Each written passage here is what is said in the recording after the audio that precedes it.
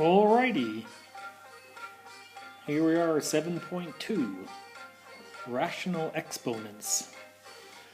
So, 7.1, we went over all the radicals and looking at the different square roots, cube roots, and such. Well, here's another way to write the square root. The square root of 49 can be written like so. 49 to the 1/2 power. That's the same thing as square root, where what we have here is the 2, that's the root, and the 1, that's the power. The power, we got the power. So, how is that helpful? I'll tell you. So say we got 16 to the first power, we know is 16. 16 squared is 16 times 16, which happens to be 256. So what happened, how about to a power in between the first and second power? Say 16 to the 3/2, or 1.5. Again, calculator, 16 to the 1.5 will spit out the answer. But let's say, what does that 1.5 mean? Well, if you think of it as a fraction, which is helpful in this case, well, the 2, that's the root, like we said. The 3 is the power. So you've got a choice here. You can go ahead and, let's rewrite it. That is the deal. So I'm going to rewrite this as 16, do the root, square root. I won't put any little number in the index there. I won't put it in that little canyon because it means squared if you don't put anything there. And then so we did the square root, the second root, and to the third power I'll put the 3 on the outside. So what that means is the square root of 16 is 4. To the third power is 4 times 4 times 4, which is 64. And there's your answer. So, and notice that's in between, that falls right in between. Make a little room here. Is that falls right in between the 16 and 56. Have you noticed that? Yeah. So again, it still may not seem why it's helpful. Oh, by the way, you could. The order doesn't really matter, except for simplicity's sake. Because say you said, nah, I don't want to do the square root and cube it. I want to cube it and then do the square root. You can do that, but what's 16 to the third power? Oh, pretty freaking big. It's 4,096. I did that with my calculator. And then what's the square root of 4,096? Do you know that offhand? Because I don't. But it does. Guess what it comes out to? Holy moly, 64. Yeah, so that seems like a harder way to do it, especially, usually you make the thing smaller, more manageable, and then do the power. So do the root and the power when you're doing it by hand. Again, calculator is always there too to check your work. All right? All right, now it's your turn to do one. So here's the problem. -8, I'll throw a little negative in there, to the 2/3 power. And that equals, so you go ahead and do that. This might be, you might want to write this down and pause your video and see how you do. So I'm imagining you worked on this one already. So you want to rewrite it. Root, which is the third root, and then we're going to square it. And what's the cube root of -8? It's okay, the negative, because it's an odd root. Get you -2, and then we're going to square it, which equals 4. Great. Comes out positive because of that square on top. All right. So this brings us to the next phase, which is about when we bring the x's in, bring them on. Now it could be something like this, to the 3/4 power. Whoa, we know how to FOIL second power. We even know how to do third power. You'd FOIL it a couple times, but third, fourth, what you can do is first rewrite it. Again, root, fourth root, that goes there. And the 3 will stick on the, you can stick the 3 on the outside or the inside. So in this case, the x plus 3, keep that in parentheses, that's a whole clump. So I'm going to put the 3 on the inside. Well, looks like it's either way, right? Because it doesn't really matter whether you cube it and do the fourth root, what the order that is. I can't do either of these. I'm not going to multiply x plus 3 to the third power and get some crazy quadrinomial. Or is it a quintrinomial? I don't know, probably has 5 terms. Could even have 6 terms. So, so let's see, let's see. And you can't do fourth root of that at all. So that's good. That's simplified, by the way. Or it's rewritten in, it's not so much simplified, it's in the, this is the radical form.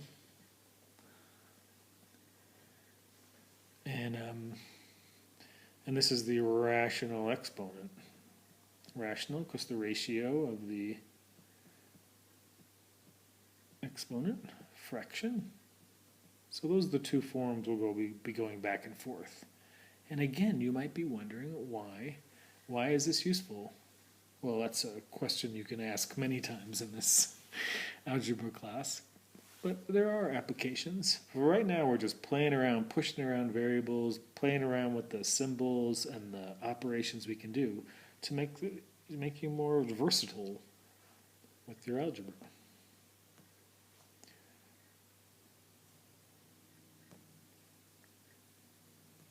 So let's look at x. Let's look at x here. We got, you could rewrite this as x to the 6 over 2. Oh, then you can reduce that. X to the third.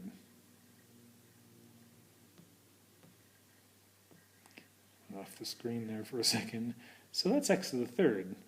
You know what, but I think a better way, or a way that could help you, is you could also think of this as x to the 6th to the 1/2 power. Treat it in 2 parts.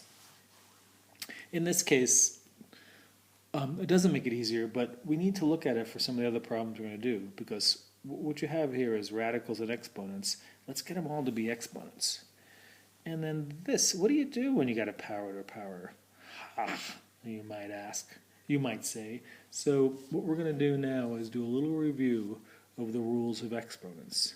If you remember, power to power, that's a multiply situation times 1/2. And 6 times 1/2 is 6/2. Let's get that same answer, the third. But let's look at the rules of exponents. So over on the left here is 4 like different kinds of problems messing around with x, putting together our powers of x, rules of exponents. You might remember the top one. And if you're not sure, you could always expand it out, do it the long way, because x squared means x times x. X cubed means x times x times x. And then we're times it all together. How many you got? Oh yeah, x to the 5th.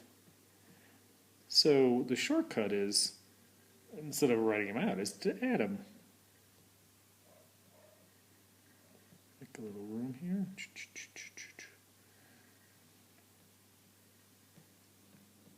All right, so we got that. And division is the same idea, flip side of the coin. So when you have a division, you subtract them, which is x to the third. You could also think of this canceling in. You could cancel 2 from the bottom, cancel 2 from the top, and you're left with x to the third on top. Okay, the next subdivision or partition of the rules is this guy. Oh yeah, power to power. Again, if you want to expand it, that's x squared times x squared times x squared, which is x times x times x times x times x times x. Long way, shortcut, power to power, it's x squared times itself, 3 of them, so times 3 of them.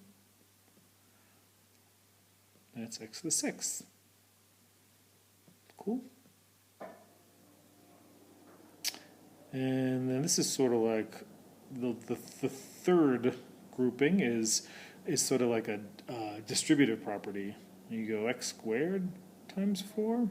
As long as everybody's being timed, see the little every times there, you could write it out 4 times, rearrange them, shortcut, 2 times the 4, because it's x squared times x squared, or x squared times x squared, and that's y cubed times y cubed times y cubed times y cubed, which is also 4 of them.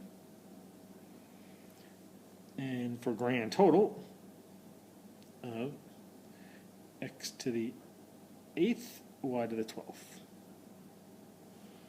And then last but not leastly is this idea of, again, it's the division problem, but what happens when you subtract 2 minus 3?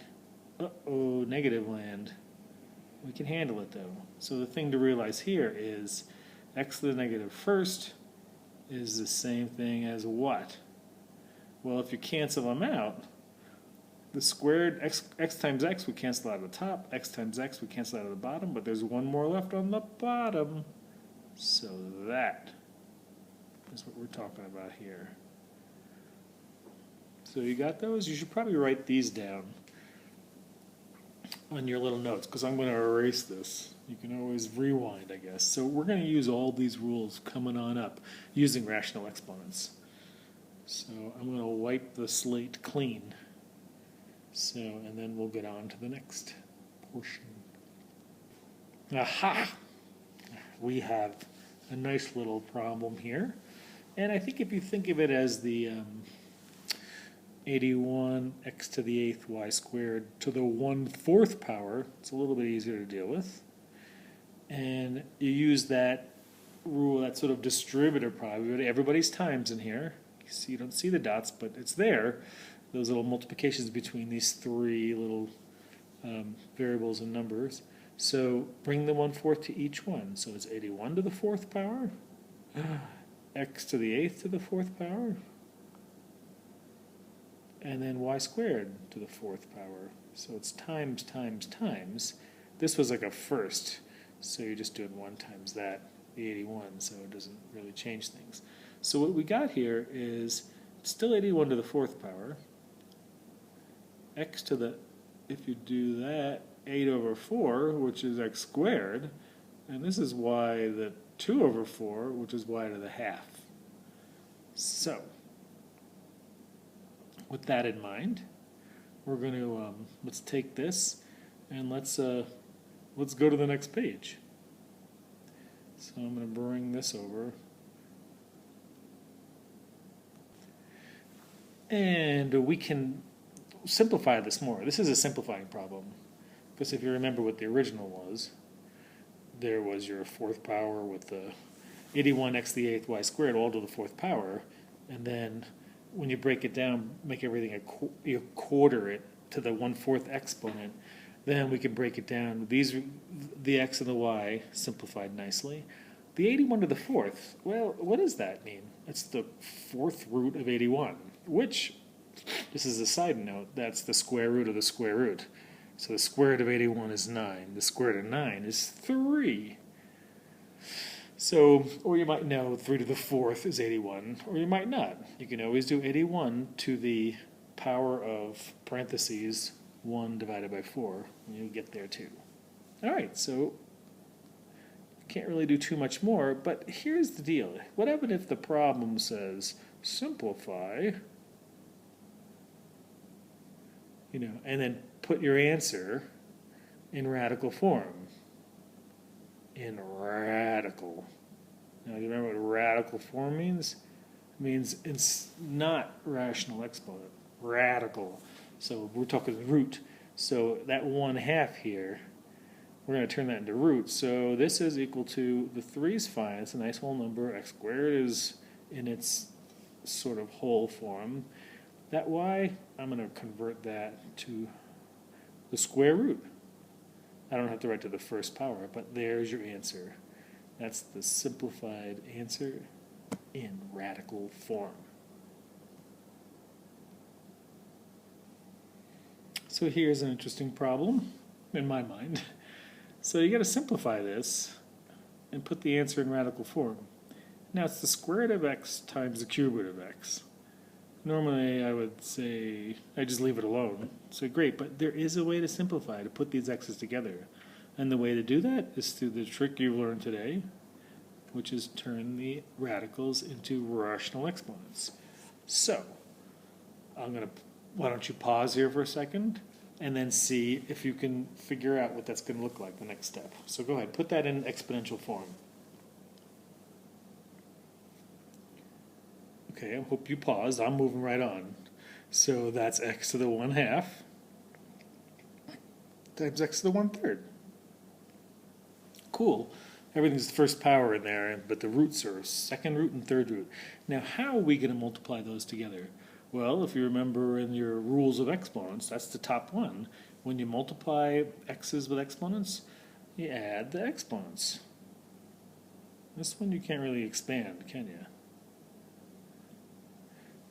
How do we add that? Oh, fractions. Fractions are your friends. And here's where you don't want to do decimals, because decimals will be hard to convert into radical form. So, if you know your fractions, which I think you do, common denominator, we're adding it. So we got 3 6s. We remember this from the chapter 6 stuff. And then double this guy, plus 2 6. And the answer is the grand total of, next page, that's x to the 5/6. 3 6 plus 2 6. Now that's not in radical form yet, but it's mighty close. We're in rational, and now convert that. So again, x to the 5/6 power, x to the 6th root to the 5th power.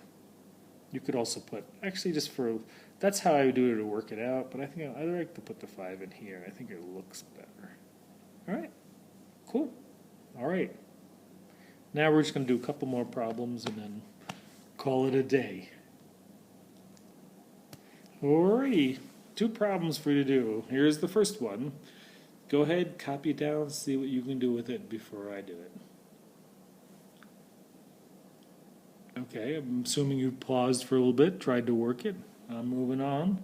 And what are you going to do with that negative exponent? If you remember from the previous slide a little while ago, negative exponents flip it.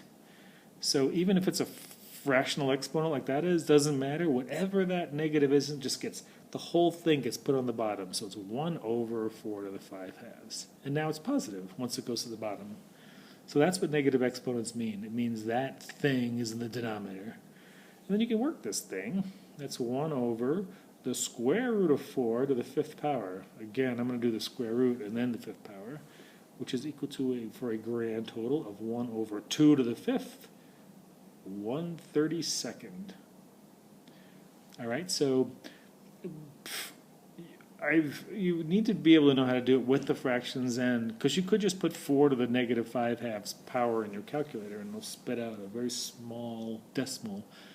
So I want you to be able to do it this way. Okay, all right, and then your last problem of the day is that. Ooh, but you can handle it. So simplify this sucker. Go ahead, pause, write it down, pause the video, work on it a bit, see if you can figure out what to do, and then we'll go from there. All right, I want to do this video in under 20 minutes if I can. So work your magic.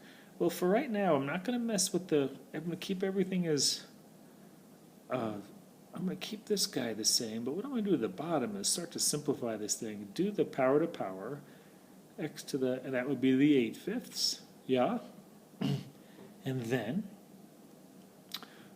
that's the same thing as division, so it's x to the 4/5 minus 8/5, divide. All right?